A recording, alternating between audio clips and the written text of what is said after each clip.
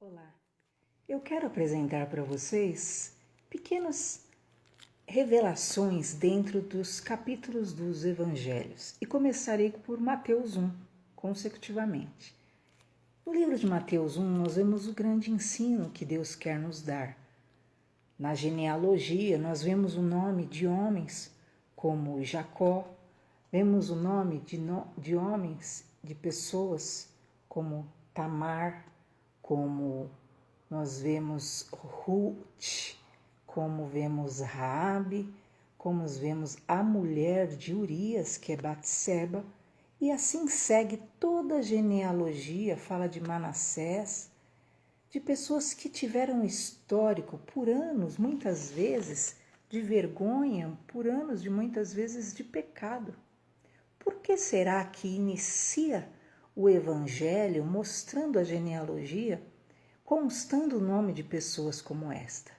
E esta é a revelação de Deus, que realmente, independente do estado e do grau de pecaminosidade, de afundamento num lamaçal que você esteja, no entanto, pode haver um bom futuro para você. Nós sabemos de Raabe, ela era uma prostituta que durante anos serviu a um povo que nem era judeu. Não que se o fosse justificaria, mas além de tudo ela nem tinha aquilo que era sobre si possibilidade de conhecer ao Deus de Israel.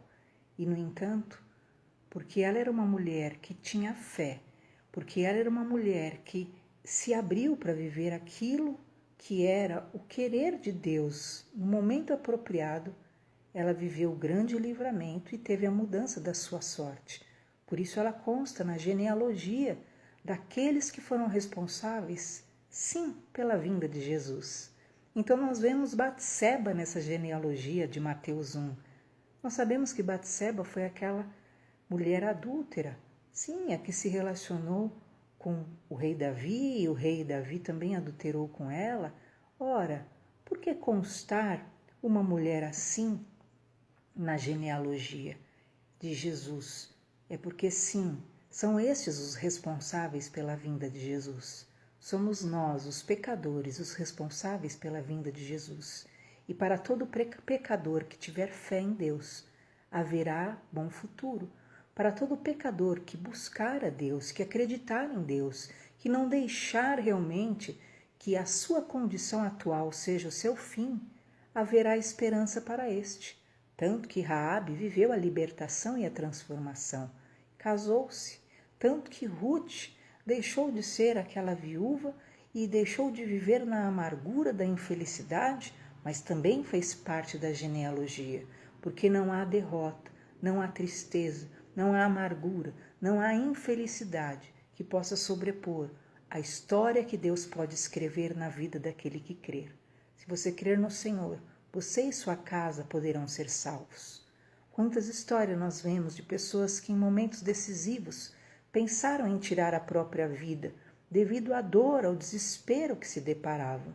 No entanto, porque acreditaram um pouco. Isso, Jesus falou, ainda que você tenha fé do tamanho de um grão de mostarda, é minúsculo, porque acreditaram um pouquinho, puderam ver a sua vida mudada e anos depois se tornaram pessoas abençoadas e bem-sucedidas.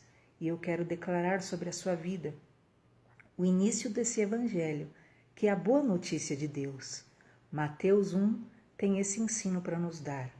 Independente da situação que você se encontra, o que Deus pode fazer é muito maior. Deus é aquele que transforma o mal em bênção, que transforma a maldição em bênção. Lembrem-se de José, ele estava no fundo de um poço, ele tinha vivido a traição, ele tinha vivido a amargura, todo tipo de dor, mas Deus transformou a sua sorte. E eu quero declarar essa bênção sobre o teu coração.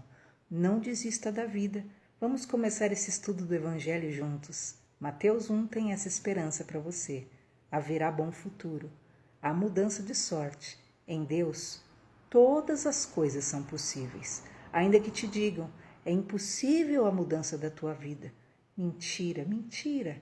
Então é você mesmo que precisa de Deus, porque Deus é o Deus do impossível. Deus te abençoe.